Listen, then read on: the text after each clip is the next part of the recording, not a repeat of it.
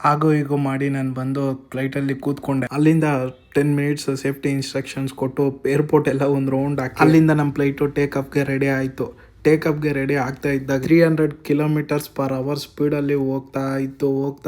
ಹೋಗ್ತಾನೆ take up ಆಗೋಯ್ತು. ನನಗೆ ವಿಂಡೋ ಸೀಟ್ ಸಿಕ್ಕಿದ್ರಿಂದ ವ್ಯೂಸ್ ಎಲ್ಲ ಚೆನ್ನಾಗಿ ಕಾಣುತ್ತೆ ಅನ್ಕೊಂಡೆ. ಬಟ್ ಗ್ಲಾಸ್ ನೋಡಿದ್ರೆ ಫುಲ್ಲು ನೀಟ್ನೆಸ್ ಆಗೇ ಇರಲಿಲ್ಲ.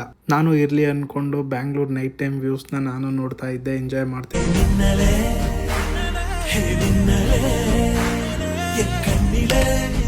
20 ಮಿನಿಟ್ಸ್ ಬಿಟ್ಕೊಂಡು ನಮಗೆ ಫ್ರೀ ಮೀಲ್ನ ಕೊಟ್ಟರು. ಆ ಫ್ರೀ ಮೀಲಲ್ಲಿ ಏನೇನಿತ್ತು ಅಂದ್ರೆ ಸ್ಯಾಂಡ್ವಿಚ್ ಒಂದು, ಟೊಮೆಟೊ ಸಾಸ್ ಒಂದು, ಮತ್ತೆ ಒಂದು ವಾಟರ್ ಬಾಟಲ್ ಮಾತ್ರ ಕೊಟ್ಟಿದ್ರು. ಅದು ಫುಲ್ಲು ಕೋಲ್ಡ್ ಆಗೋಗಿತ್ತು. ಮತ್ತೆ ಅದು ಫ್ರೀಸರಲ್ಲಿ ಇಟ್ಕೊಟ್ರೋ ಇಲ್ಲ ಮತ್ತೆ ನಾರ್ಮಲ್ ಆಗಿ ಕೊಟ್ಟರೋ ಗೊತ್ತಿಲ್ಲ. ನೋಡ್ತಾನೆ ಚೆನ್ನೈ ಬಂದೇ ಬಿಡ್ತು.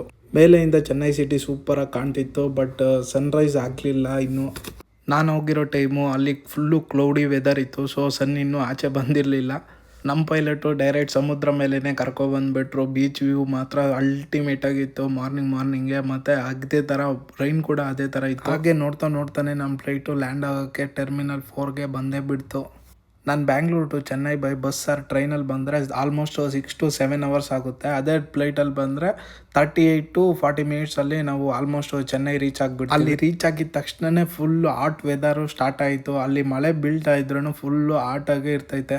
ನಾನು ಅಲ್ಲಿಂದ ಎಕ್ಸಿಟ್ ಆಗಿ ಮೆಟ್ರೋ ತಗೊಂಡು ನಾನು ಅಣ್ಣಾ ನಗರ್ಗೆ ಹೋಗಬೇಕಾಗಿತ್ತು. ನಾನು ಹೋದೆ. ಸೊ ಅಲ್ಲಿಂದ ಬರೋದೆಲ್ಲ ನೆಕ್ಸ್ಟ್ ವೀಡಿಯೋದಲ್ಲಿ ಅಪ್ಲೋಡ್ ಮಾಡಿರ್ತೀನಿ. ಸೊ ನೆಕ್ಸ್ಟ್ ವೀಡಿಯೋ ನೋಡಬೇಕಂದ್ರೆ ನೀವು ನನ್ನ ಚಾನಲ್ನ